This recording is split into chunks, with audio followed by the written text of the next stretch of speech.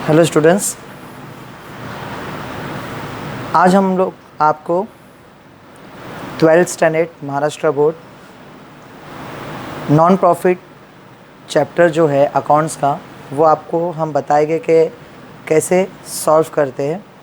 और ये जो चैप्टर है एनपीओ आपको बोर्ड एग्ज़ाम में महाराष्ट्र बोर्ड अराउंडली आपको 12 मार्क्स का आएगा और कंपलसरी आपको ये क्वेश्चन अटैम्प्ट करना है एनी हाउ। तो इसको एक्चुअली सॉल्व करने का तरीका जो है वो बेसिक है।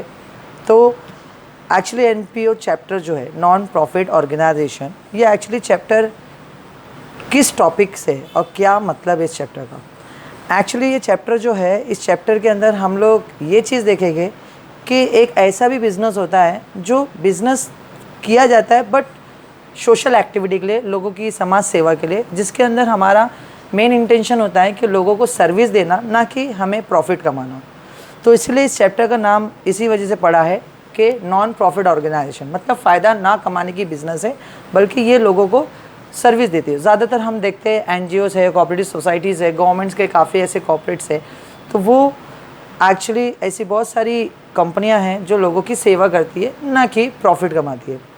अब बेसिकली इसको सॉल्व कैसे किया जाएगा, इसको सॉल्व करने का जो तरीका है, तो सबसे पहले मैं आपको एक कुछ बेसिक बातें इसके बारे में बताना चाहता हूँ कि एनपीओ चैप्टर के अंदर बेसिकली हमारे को कॉलम्स कितने बनेंगे और किस वे पे इसको सॉल्व किया जाएगा और कैसे इसको अटेम्प्ट किया जाएगा, वो मैं आपको इसमें सिखाऊंगा।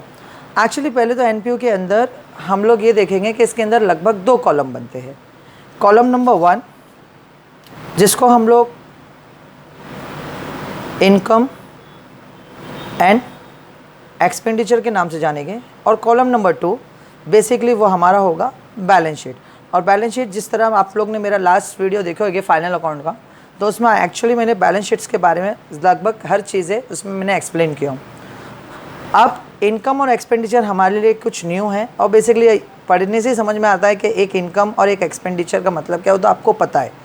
एक्चुअली ये फाइनल अकाउंट में इस कॉलम का नाम था प्रॉफिट एंड लॉस, बस एनपीओ चैप्टर करने की वजह से इसका नाम बन गया इनकम एंड एक्सपेंडिचर। तो इनकम और एक्सपेंडिचर का मतलब ही ये हो गया कि कितना पैसा आया और कितना गया। और पहली चीज़ क्या, प्रॉफिट एंड लॉस इसलिए नहीं बोल रहे क्योंकि ये बिज़नेस नॉन प्रॉफिट बिजनेस है, तो हम इसलिए में ना प्रॉफिट गिनेंगे तो ना लॉस भी गिनेंगे, ठीक है। उसकी जगह हम इनकम एंड एक्सपेंडिचर बनाएंगे। अब बेसिकली इसमें सम्स जो है, जो क्वेश्चन है हमारे को, क्वेश्चन में सबसे इम्पॉर्टेंट चीज़ जो दी रहेगी वो है रिसिप्ट एंड पेमेंट। क्वेश्चन में रिसिप्ट एंड पेमेंट दिया रहेगा, मतलब हमारे को करंट ईयर में सारा ये चीज़ दिया रहेगा कि हमने कितना पैसा रिसिप्ट के माने आया और कितना पैसे का हमने पेमेंट किया और कहाँ कहाँ पेमेंट किया, वो सारी जानकारी पेमेंट में लिखी रहेगी। कहाँ कहाँ से पैसा है वो रिसिप्ट में लिखा रहेगा। सबसे ज़रूरी बात एक और चीज़ है कि हम लोग अक्सर एनपीओ जब अटैम्प्ट करते हैं तो बहुत जगह पे हम लोग देखते हैं कि एनपीओ जो क्वेश्चन है वो एक टाइप का नहीं होता है, सॉल्व करने का तरीका एक ही है, बट क्वेश्चन कभी कभी 3 टाइप का दे देता है। तो क्वेश्चन कभी कभी 3 टाइप का कैसा होता है कि मान लो कि एक क्वेश्चन है, इसमें एक कॉलम है रिसिप्ट एंड पेमेंट है और उसके बाद नीचे कुछ उसकी एडिशनल इन्फॉर्मेशन है। कभी कभी क्वेश्चन एक ऐसा आ जाता है कि एक बैलेंस शीट है, फिर उसके नीचे रिसिप्ट एंड पेमेंट है और फिर उसके बाद एडिशनल इन्फॉर्मेशन है। और कभी कभी क्वेश्चन ऐसा आ जाता है कि हमारे पास रिसिप्ट एंड पेमेंट है और नीचे कुछ एंट्री है जिसमें कुछ अमाउंट दिया हुआ है और कुछ अमाउंट क्या है, मिसिंग है। तो मैं ये समझता हूँ कि मैं इसको एक इजी वे पे समझ के चलता था कि ये हमारा एक सिंगल कॉलम और एडजस्टमेंट वाला सम है, ये double column with single additional information and then single column and missing column. Actually मैं इसको मिसिंग बोलता हूँ, इसको डबल बोलता हूँ और इसको single column, double column, missing column. तो इस वे पे मैं समझ के चलता हूँ। अब मेरे पास तो इतना टाइम नहीं है कि मैं तीनों क्वेश्चन आपको एक वीडियो में सिखा सकता हूँ, तो मैं अभी फ़िलहाल आज जो आपको सिखाने वाला हूँ वो एक्चुअली ये वाला कॉलम, डबल कॉलम वाला क्वेश्चन सिखाता हूँ। तो एक्चुअली इसको सॉल्व कैसे किया जाता है, तो सबसे पहली चीज़, अगर आपको जब हम लोग ये जो कॉलम बनाएंगे तो हमें इनकम और एक्सपेंडिचर में कैसे कैसे एंट्री जाती है वो क्या होगा, बैलेंस शीट में एंट्री कैसे कैसे जाती है वो क्या होगा। तो आप कल पहले आप एक प्रैक्टिस के लिए आप टेबल को गो थ्रू कर सकते हैं, जो इस आपको टेक्स्ट बुक में भी मिल जाएगा, रिलायबल सीरीज़ में भी मिल जाएगा, टारगेट यूज़ कर टारगेट में मिल जाएगा, नवनीत में मिल जाएगा, जो भी आप बुक रेफर करते हैं सब में आपको पैटर्न मिल जाएगा। तो जैसे मैं आपको एक लॉजिक लिख बता देता हूँ। जैसे हमारे एनपीओ पेज नंबर 89 ये हमारा एनपीओ चैप्टर है। तो इसके अंदर देखिए, जैसे आप लोग देख सकते हो कि रिसिप्ट एंड पेमेंट है, किस वे पे एंट्री क्या है क्या नहीं है। एंड देन उसके बाद बैलेंस शीट भी है, बट बैलेंस शीट आपका लास्ट का परफॉर्मा ही बस बहुत हो गया। बट देखो इनकम और एक्सपेंडिचर है, तो हर टेक्स्ट बुक में ये परफॉर्मा आपको एक मिल जाएगा, आप उसको प्रैक्टिस कर सकते हो। नाउ हम लोग जाते हैं मेन पार्ट पे कि हम इसको सॉल्व कैसे किया जाएगा। तो मैंने अभी क्या किया हो, इस टेक्स्ट बुक में एक क्वेश्चन ऐसा लिया हूँ जो आपको रिलायबल में भी मिल जाएगा, टेक्स्ट बुक में मिल जाएगा, टारगेट में मिल जाएगा, नवनीत में भी मिल जाएगा, सब में कोई क्वेश्चन मिल जाएगा। तो एक्चुअली मैंने एक क्वेश्चन का ज़ेरॉक्स निकाल के रखा हो, बिकॉज मुझे सॉल्व करने में थोड़ी प्रॉब्लम होगी, तो इसके लिए मेरे पास जगह वीडियो बनाने में कम पड़ता है। तो अगेन मैं वही क्वेश्चंस का मैंने एक ज़ेरॉक्स करके रखा हो, और देख सकते हो आप कि हमारे पास एक क्वेश्चन है, यहाँ पर एक बैलेंस शीट है, फिर रिसिप्ट एंड पेमेंट है, और फिर नीचे कुछ और भी एडजस्टमेंट है। ठीक है, तो इसको सॉल्व कैसे किया जाता है और हम लोग इसको अच्छे से समझेंगे। ठीक है, फर्स्ट थिंग मैं ये समझाना चाहूँगा आपको कि हमारे पास यहाँ 2 टेबल है। अब आपको ये एज्यूम करके चलना है कि इस 2 टेबल में एक चीज़ याद रखना कि ये जो डेटा होगा वो एक्चुअली हमारा लास्ट ईयर डेटा रहता है।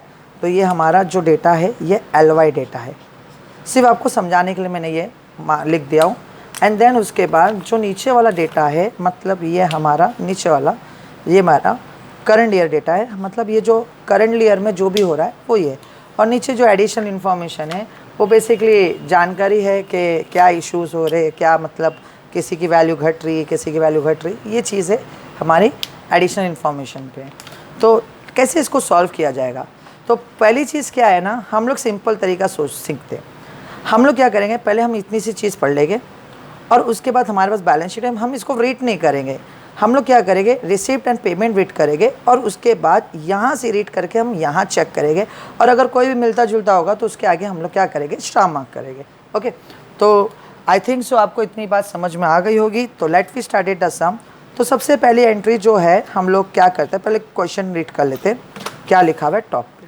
ठीक है, okay, following the balance sheet on the 1st April 2019 and the receipt payment account for the Dayanand Library Ambogia, you required to prepare income and expenditure account for the 31st March 2020 and balance sheet as on that date. Okay, no problem. तो सबसे पहले हम लोग क्या करते हैं, पहले हम लोग ये 2 डेटा है, हम लोग ये डेटा को रीड करके इसके ऊपर कोई भी मिलती जुलती कोई भी एंट्री होगी हम उसके आगे स्टार मार्क कर रहे।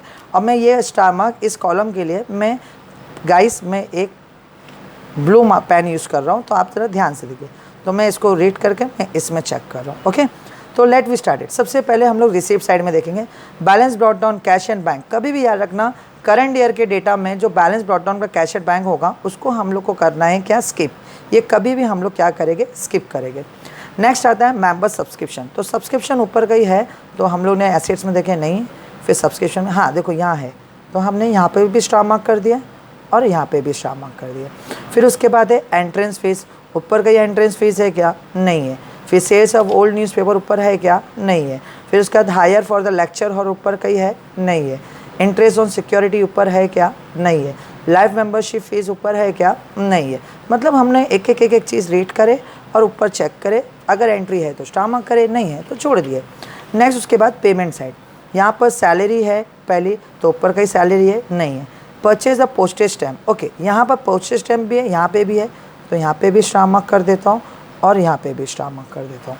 फिर बुक इधर भी है, बुक इधर भी है, तो यहाँ पे भी स्टार मार्क कर देता हूँ, यहाँ पे भी। आउटस्टैंडिंग एक्सपेंस पेड, तो ये को आउटस्टैंडिंग एक्सपेंस पेड यहाँ पे भी है और यहाँ पे भी है, star mark. Investment in the fix deposit, okay, investment in the fix deposit, ऊपर कहीं फिक्स डिपॉजिट है क्या, नहीं है। फर्नीचर इधर भी है और ऊपर भी है। फिर उसके बाद नेक्स्ट है प्रिंटिंग स्टेशनरी, ऊपर नहीं है।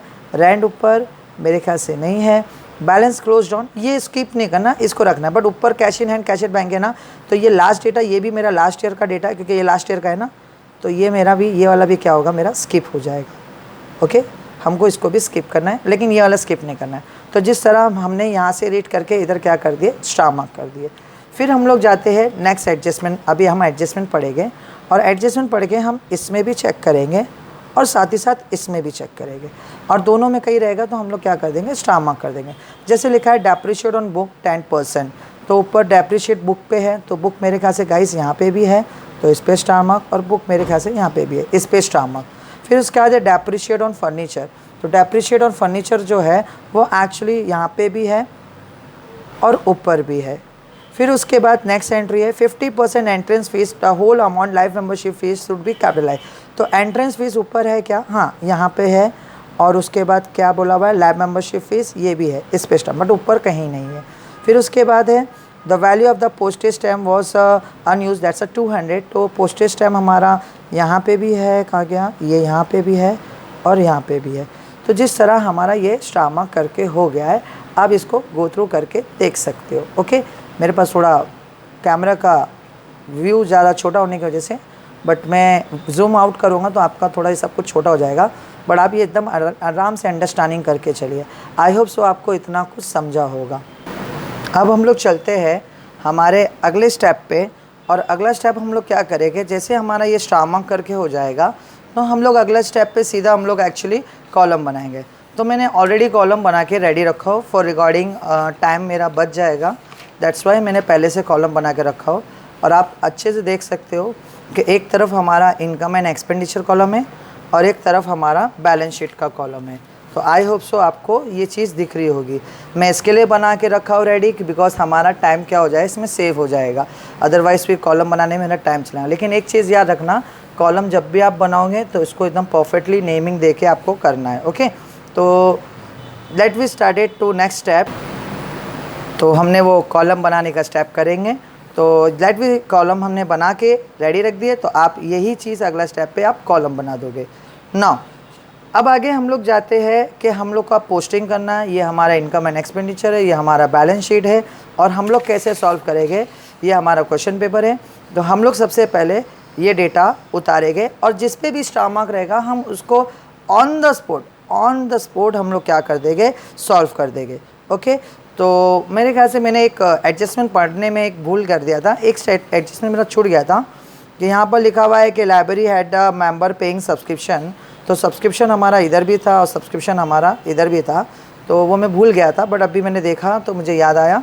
तो प्लीज़ बी श्योर कि मैंने एक एडजस्टमेंट यहाँ मैंने रीड बरोबर करा नहीं था, उसका स्टार मार्क किया नहीं था, आप भी एक स्टार मार्क कर लेना। ओके, नाउ तो पहला स्टेप जो है, मैं ये एंट्री को नॉर्मली हमें कौन से पेन से करता हूँ जिससे आपको अंडरस्टैंडिंग हो जाएगा। तो लेट वी स्टार्ट, मैं यहाँ ये वाली एंट्री ब्लैक पेन से करता हूँ, फिर ये वाली एंट्री ब्लू पेन से, एंड देन मैं ये सॉल्व करूँगा रेड पेन से। Okay, let's start it.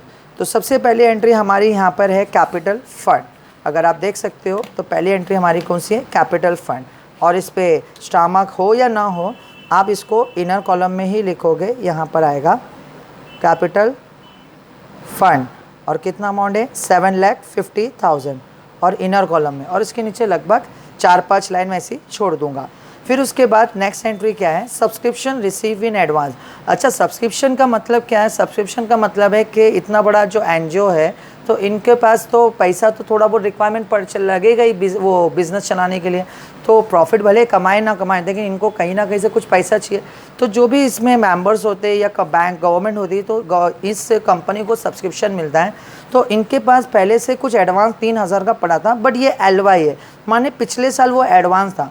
तो करंट ईयर में अब ये क्या होगा, अगर लास्ट ईयर का ये एडवांस था तो करंट ईयर में हम यूज़ कर लेंगे। तो लास्ट ईयर तक मेरी ये लायबिलिटी थी, बट करंट ईयर में मेरा क्या बन जाएगा, इनकम, क्योंकि सब्सक्रिप्शन हमें मिलता है। हाँ, अगर आप जैसे एनजीओ चला रहे हो, जैसे मान लो आप कोई भी बीएमसी स्कूल चला रहे हो, तो आपको मतलब गवर्नमेंट क्या देती है, सब्सक्रिप्शन के आपको 1 साल का पैसा दे रही है कि आप इस पैसे से साल भर आपको स्कूल चलाना है, तो वो आपका इनकम है। तो हमारे को गवर्नमेंट पिछली बार ही एडवांस दी थी, जो हमारा ये साल इनकम बन जाएगा।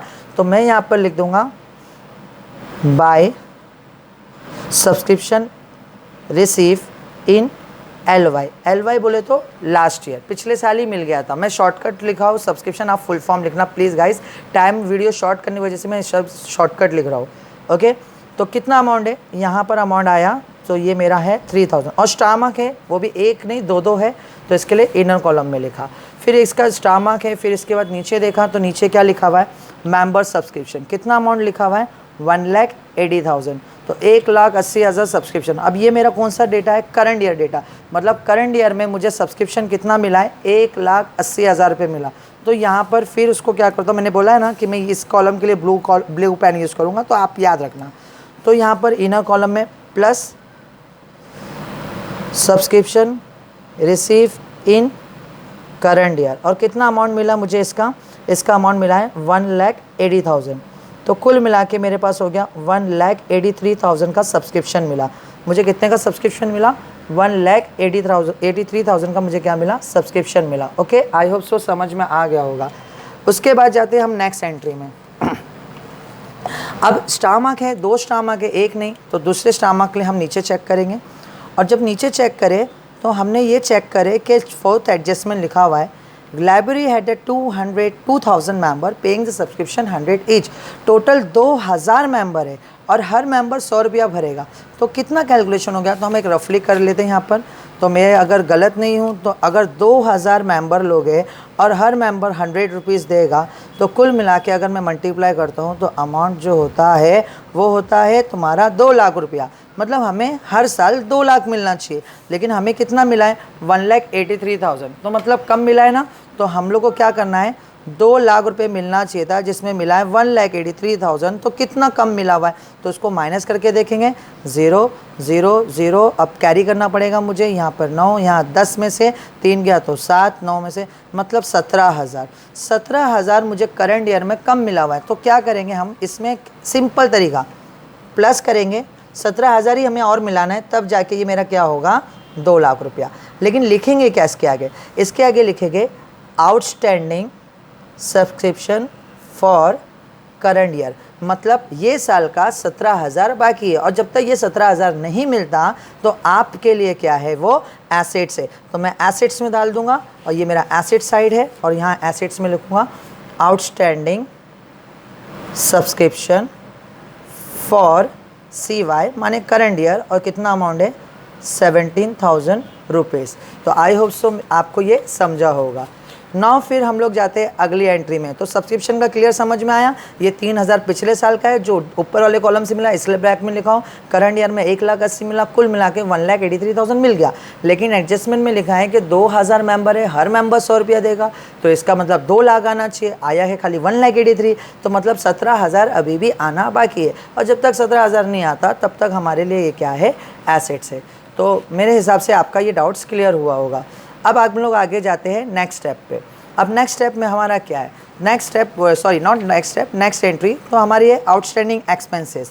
तो ये हमारा आउटस्टैंडिंग एक्सपेंस है, ये हमारा लायबिलिटी है, और इस पर स्टार मार्क है। तो ये पिछले साल का पैसा पेमेंट करना बाकी था, कई खर्चा करना बाकी था, और अमाउंट है 2,000 रुपीज़, और इस पर स्टार मार्क है। तो हमने एक ही स्टार मार्क है, और मैंने एक मिस्टेक कर दिया, एक्चुअली ब्लैक पेन से करना चाहिए था। तो अगेन आउटस्टैंडिंग एक्सपेंसेस कितना अमाउंट है? 2,000। ओके। और उसके बाद हमने क्या देखे कि हमारे यहाँ पर देखे पेमेंट साइड में, और लिखा हुआ है कि बाय आउटस्टैंडिंग एक्सपेंसेस पेड 2,000। हमने जो 2,000 पे करना बाकी था वो हमने क्या कर दिया? पे कर दिए। तो यहाँ पर माइनस पेड लिख दोगे, 2,000 मैंने पे कर दिया, तो बचा क्या मेरे पास? नील, मतलब अभी कुछ पे करना बाकी नहीं है। तो इस तरह ये वाली हमारी एंट्री हो गई। उसके बाद हम लोग आते हैं अगली एंट्री में। अब यहाँ पर हमारा हो गया। अब हम लोग जाते हैं एसेट साइड। एसेट साइड में हमारे पास फर्नीचर है, ये पहले की फर्नीचर है और 2-2 स्टार मार्क है। तो कैसे करते हैं? तो पहले की फर्नीचर की एंट्री हम लोग यहाँ डालेंगे। फर्नीचर जो है वो अमाउंट है हमारा 50,000। फिर उसके बाद रेड में भी लिखा हुआ है, तो फिर हम लोग रेड वाली एंट्री करते हैं। और रेड में क्या लिखा हुआ है? यहाँ पर परचेज, ये रेड में नहीं, सॉरी ब्लू में लिखा हुआ है यहाँ पर प्लस, और यहाँ पर लिखेंगे एडिशनल परचेज। हमने और ख़रीदे, कितने की फ़र्नीचर ख़रीदे? 30,000 की। तो कुल मिला के हमारे पास जो फर्नीचर हो गई है वो हो गई है 80,000 की फ़र्नीचर हो गई है। आई होप सो ये आपको समझ में आएगा। अब हम लोग जाते हैं अगले स्टार मार्क पे।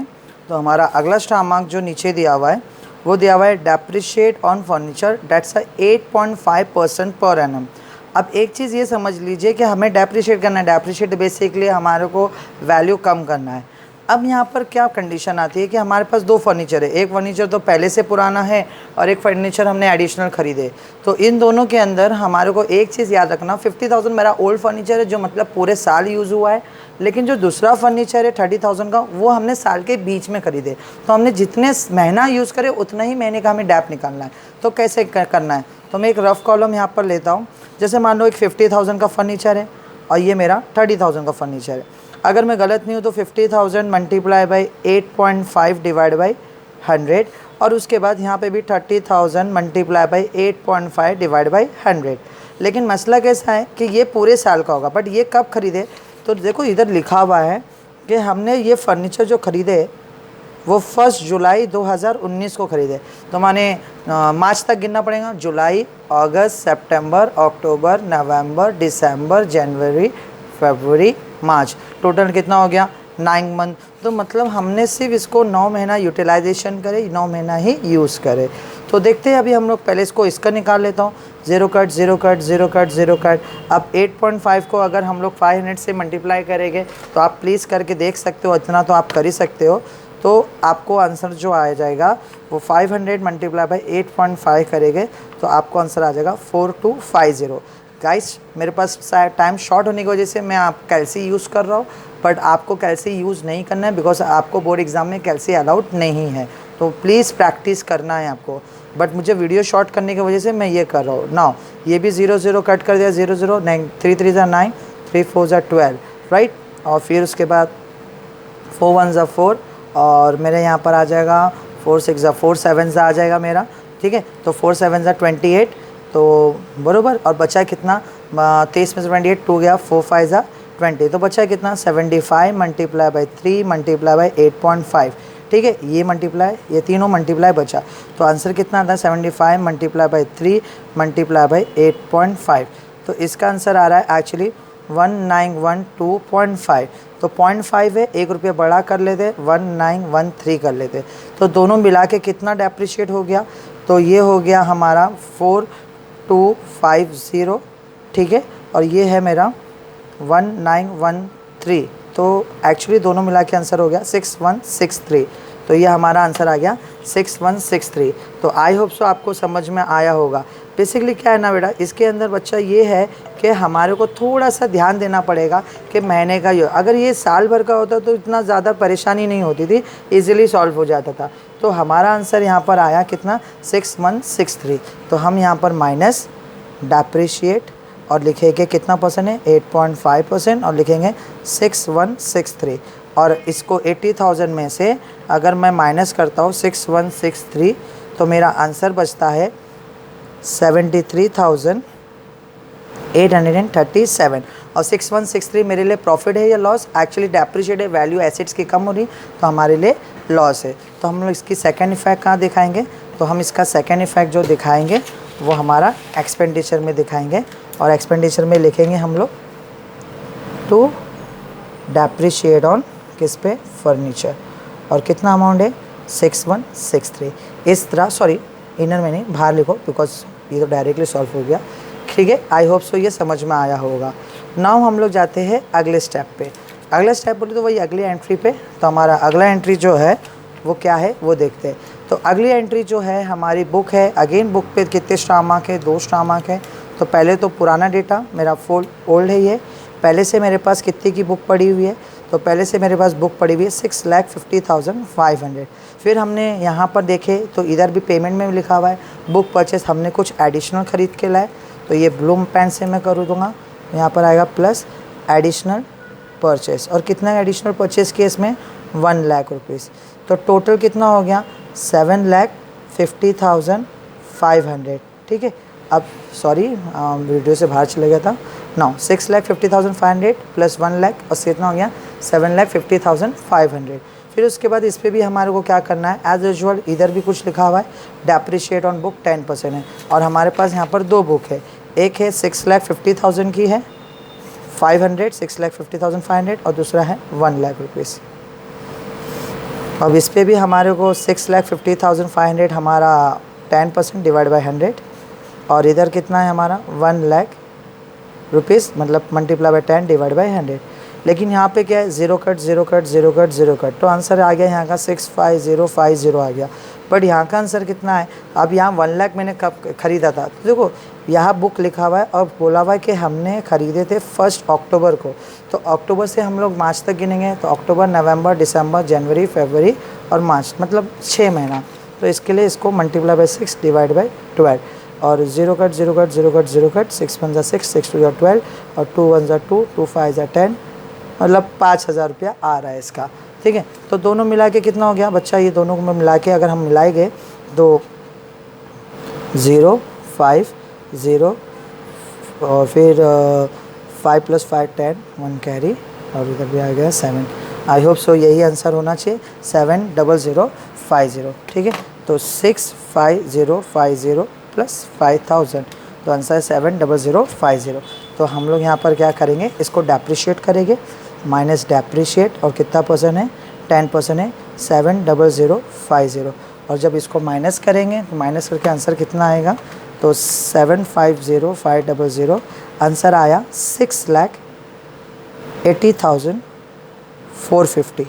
ठीक है, और ये 70,050 जो है मेरे लिए लॉस है, और ये लॉस मैं कहाँ दिखाऊंगा, हमारा इनकम एंड एक्सपेंडिचर में, और एक्सपेंडिचर साइड में आएगा, यहाँ पर लिखूँगा टू डेप्रिशिएट ऑन, किस पे हमने करे, बुक पे, और कितना अमाउंट आया डायरेक्टली 70,050।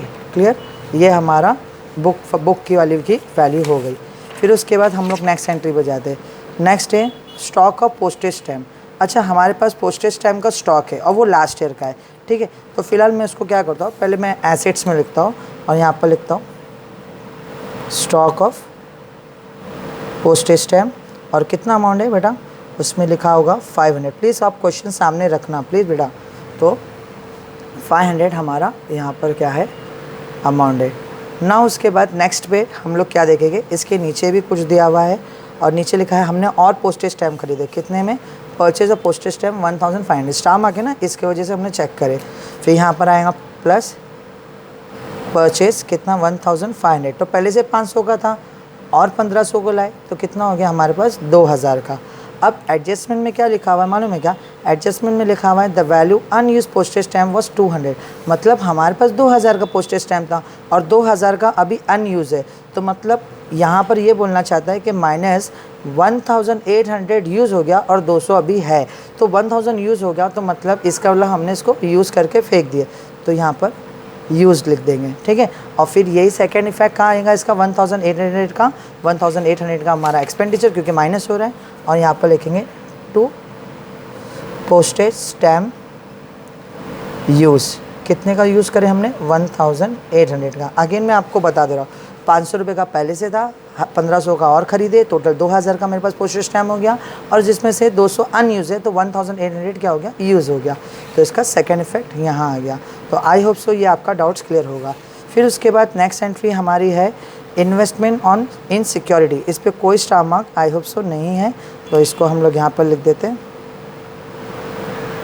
इन्वेस्टमेंट ऑन सिक्योरिटी, जिसका अमाउंट लगभग है 7000 रुपीज़, और नीचे वाली एंट्री को हम लोग को क्या करना है, स्किप करना है। तो इस तरह हमारा ये वाला कॉलम क्या हो गया, डन हो गया, ये पूरा सॉल्व हो गया। अब हम लोग जाते हैं, मतलब अब मुझे ब्लैक मार्कर ब्लैक पेन की यूज़ करने की ज़रूरत ही नहीं है। अब उसके बाद हम लोग जाते हैं second receipt and payment side में। इसमें कुछ कुछ एंट्री ऑलरेडी हो चुकी है और कुछ कुछ बाकी है। तो पहले जाते हैं मेंबर सब्सक्रिप्शन हो चुका है, एंट्रेंस फ़ीस अभी नहीं हुआ है, तो हम लोग एंट्रेंस फ़ीस डालेंगे, और हमारा कहाँ जाएगा, इनकम साइड, और इस पर स्टार मार्क है, तो ध्यान देंगे हम लोग बाय एंट्रेंस फ़ीस, और इसका अमाउंट है 30,000, और इसका 30,000 एंट्रेंस फ़ीस है, और इस पर स्टार मार्क है, तो नीचे क्या लिखा हुआ है, 50% entrance fees should be capitalize, है ना, 50% entrance fees and the whole amount of membership fees should be capitalize, तो इसका 50% करते हैं। तो लेट वी स्टार्ट इट, हम लोग 50% है, तो राइट मार्कर से करता हूँ, एडजस्टमेंट है दैट्स वाई, और यहाँ पर करेंगे हम लोग कितना होता है हमारा, तो माइनस, और लिखेंगे कन्वर्ट इनटू कैपिटल, और कितना इसका अमाउंट है 15,000 हमने कन्वर्ट करे, तो बचा कितना बेटा, 15,000 बचा, और ये 15,000 बच गया। अब ये 15,000 जो है ये कहाँ जाएगा, कैपिटल फंड में ऐड हो जाएगा। और यहाँ लिखेंगे प्लस, यहाँ पर लिखेंगे entrance fees convert into capital, और अमाउंट कितना आ जाएगा मेरा, यहाँ पर आ जाएगा 15,000 रुपीज़। आप प्लीज़ शॉर्टकट लिखना, बिकॉज इसके लिए तो मैंने जगह ज़्यादा छोड़ा था, ठीक है। फिर उसके बाद नेक्स्ट एंट्री क्या है, सोल्ड ओल्ड न्यूज़पेपर, तो डायरेक्ट आ जाएगा बाय सोल्ड ओल्ड न्यूज़पेपर, और कितना अमाउंट है 2,000 रुपया। फिर नेक्स्ट एंट्री है बाय अपना हायर लेक्चर हॉल, ठीक है, उसकी अमाउंट कितना है 10,000 रुपीज़। फिर उसके बाद इंटरेस्ट ऑन सिक्योरिटी,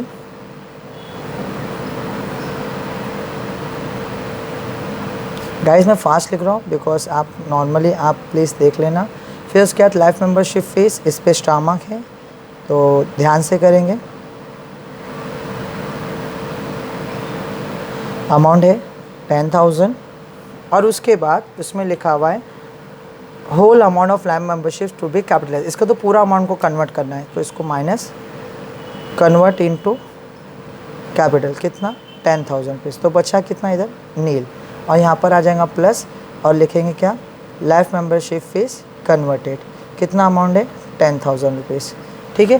फिर उसके बाद हम लोग जाते हैं अगली एंट्री में। तो ये साइट का मतलब हमारा ये साइट की एंट्री कंप्लीट हो गई। अब हम लोग लेते हैं ये साइट की एंट्रीज, ठीक है। फिर पहली एंट्री है सैलरी, तो ये मेरा एक्सपेंडिचर है और मेरे को एक्सपेंडिचर में दिखाना है, ठीक है, और इस पर कोई स्टार मार्क नहीं है।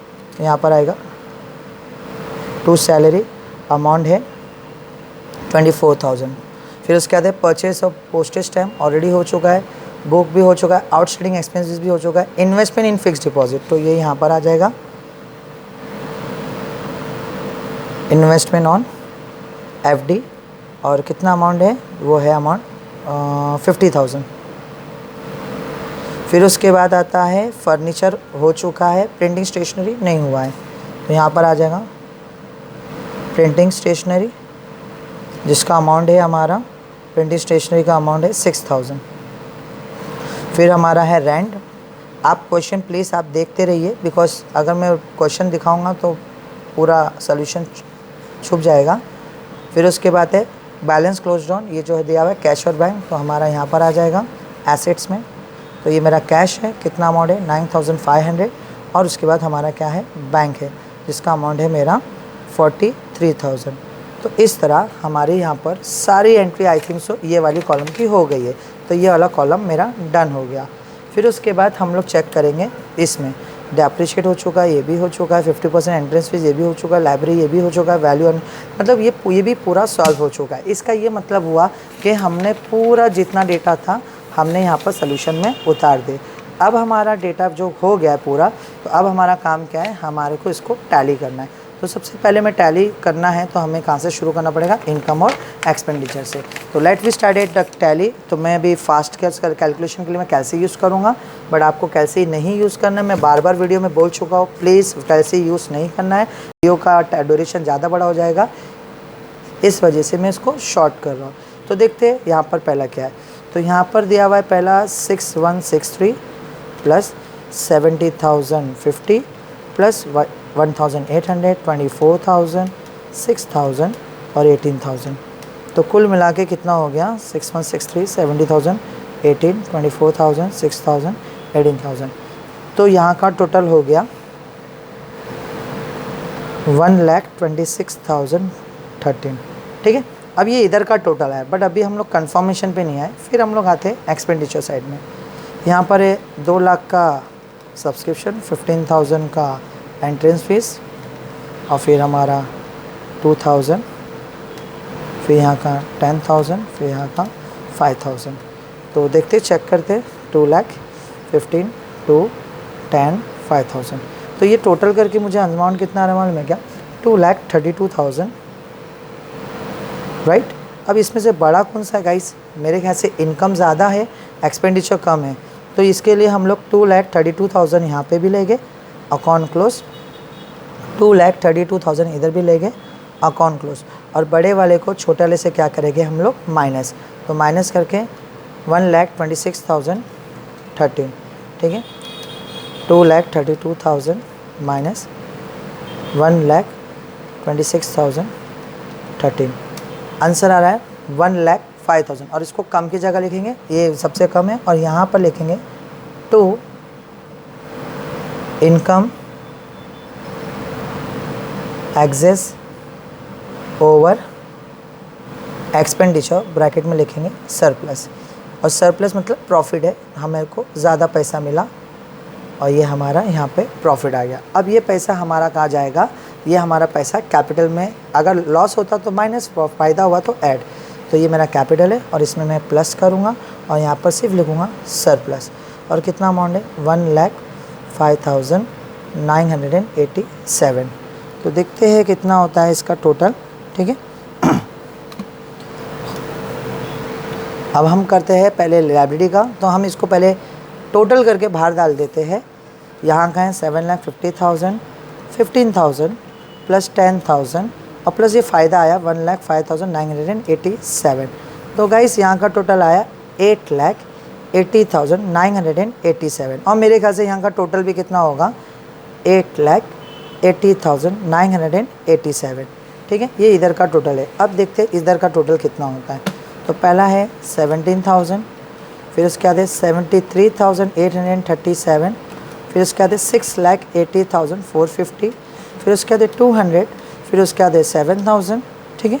फिर उसके बाद है 50,000, फिर उसके बाद है 9,500, फिर 43,000। तो बेसिकली इधर का भी टोटल आया 8,80,987। तो दोनों का आंसर मेरा क्या आया, सेम आया। तो ये मेरा क्या हो गया, टैली हो गया। यहाँ पे भी 8,80,987 लिखना है, यहाँ पे भी। तो मतलब इस तरह हमारा सम क्या हो गया, टैली हो गया। तो ये जो सम था गाइस, आपको मैंने ये एनपीओ का डबल कॉलम टाइप के सम को सॉल्व करके दिखाया।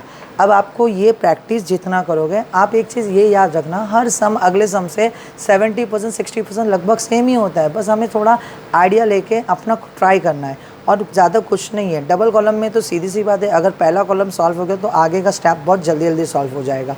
तो मेरे ख्याल से आपको समझ में आएगा और आपको अच्छे से प्रैक्टिस करना है। इसी वीडियो को अगर आपको बार बार देखना है और आपको कैसा लगा, समझ में आया कि नहीं आया, कोई डाउट्स रहा, अभी भी कोई क्वेरीज है, तो आप मुझसे बिंदास, आप मुझे कमेंट सेक्शन में आप अपनी आइडिया शेयर कर सकते। अच्छा लगा तो भी कमेंट बताइए अच्छा है, बुरा लगा तो भी मुझे कमेंट शेयर में बताइए बुरा लगा।